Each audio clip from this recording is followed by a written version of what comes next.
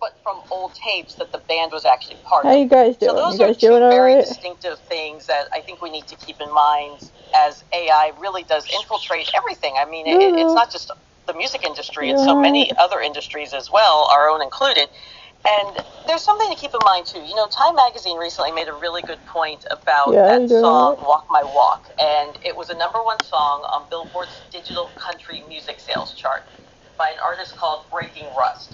And as Time pointed out, because so few people actually purchase digital music, it only really takes a few thousand purchases to top the chart.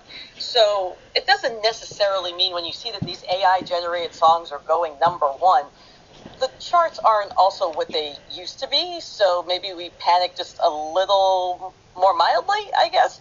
But AI in general, you see it in the acting industry as well. And Lulu is getting into her microclimate, where we're not going to be able to discern what is real and what is fake, and that's the scariest part of all.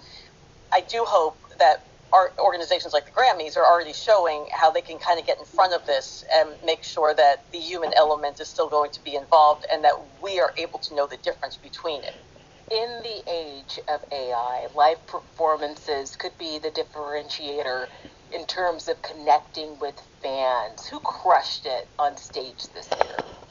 I saw so many concerts this year. I traveled to a lot of tour kickoffs, which was great because I was there when, the first shows aren't always the smoothest shows, but they're always the most fun to be at because sometimes if I'm lucky enough to see a show later in the tour, to kind of see what was tweaked since the beginning and what little gaps may have been fixed or whatever. But to answer your question, Lady Gaga, I think she put on just a stunning piece of performance art. It was like seeing a Broadway play mixed with an opera, mixed with a pop show. And, she put so much effort and care and creativity into her live shows. And fans had been waiting to see her back on stage for a while. It was great to see her in arenas. She did stadiums last time. So, when I say intimate, 20,000 people, not exactly intimate, but relatively speaking, it was. And, Benson Boone, I love this kid. It was his first arena tour, completely sold out. He can sing. He's got memorably catchy songs. And if you've ever seen a performance of him, whether on an award show or something, you're supposed to that his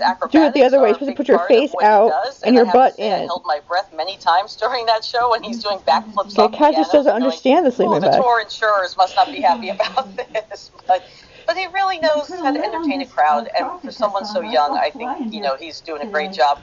And I also caught Doechii on her Live from the Swamp tour, and she is a captivating performer, and if you didn't catch her Grammy performance this past February, try and check it out, because that just gives you a really great idea of what she's capable of doing. She says that her rapping is inspired by Busta Rhymes, and it really is in the best way possible. And one more, this is an evergreen, Earth, Wind, and Fire. I just saw them this month, and that band is just incredible. There's 3 originals left, Verdine White, Ralph Johnson, and of course Philip Bailey. Philip Bailey's still cracking glass all over the place with that falsetto of his. The fact